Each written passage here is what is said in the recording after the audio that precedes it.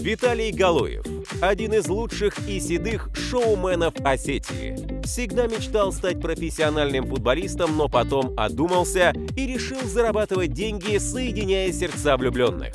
За 8 лет работы поженил более 400 пар. Когда вы в последний раз плакали?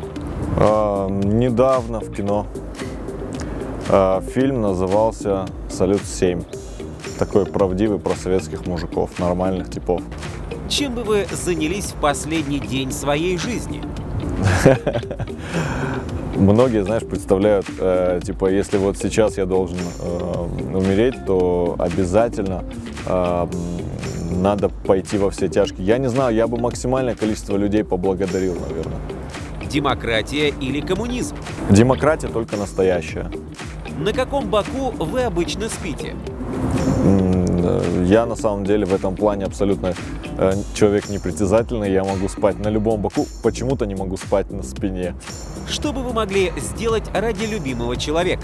Ну, многое готов сделать. Там, когда человек говорит «я на все готов», то подразумевает, наверное, и какие-то поступки, которые могут, ну, как бы другим навредить. Наверное, я все-таки в рамках дозволенного законом и принципами морали готов на многое. Что для вас главное в жизни? Главное в жизни состояться, наверное, как человек. Опять же, ипостась абсолютно не важна. Ты можешь состояться как родитель, ты можешь состояться как специалист, но я думаю, что состояться в принципе обязательно должен каждый, потому что отсутствие самореализации толкает людей на ужасные вещи.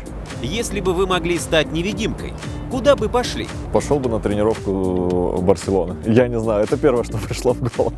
Если бы вы могли приобрести способность супергероя, что бы вы выбрали и как использовали бы? Честно, я бы не хотел такой обладать. Она очень сильно нагружает жизнь и уводит немножко в другое русло.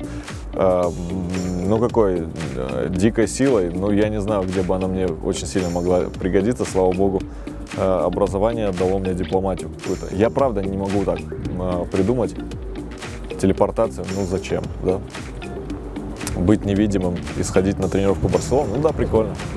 Как вы относитесь к смертной казни? Ты знаешь, есть ряд преступлений, которые определенно ее заслуживают, да? И тут палка о двух концах. На самом деле люди, которые не получают смертную казнь, получают жизнь в муках, пусть это будет вообще не гуманно, я за то, чтобы они мучились всю жизнь, честное слово. Это всем знакомые преступления, я думаю, что нет смысла сейчас произносить, за что именно. Но, блин, я прям желаю, чтобы вы прошли через то, пусть меня Бог простит, правда, через что вы заставляли проходить людей. Оказавшись перед Богом, что сказали бы ему? Прости.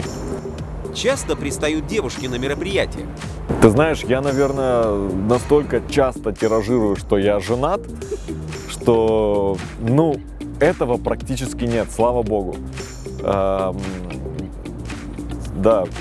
бывало, конечно, но все на самом деле очень быстро отсекается и, ну, как бы, да, последний раз, когда это было очень забавно. Девушка, выигравшая приз в одном из ресторанов, который давал ей возможность провести там романтический ужин, решила пригласить на него меня. При этом супруга стояла прямо напротив, и я говорю, ну вот, я думал, что она будет против. И, слава богу, вот так вот на юморе в основном все уходит, и сейчас это очень редко. Самая дешевая и самая дорогая свадьба за всю практику?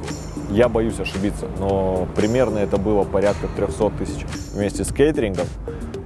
Самое дорогое мероприятие, пока, которое мы провели, наверное, порядка 3-4 миллионов. Приходилось ли проводить свадьбу одному и тому же человеку несколько раз? Пока нет, но предпосылки есть, откровенно говоря.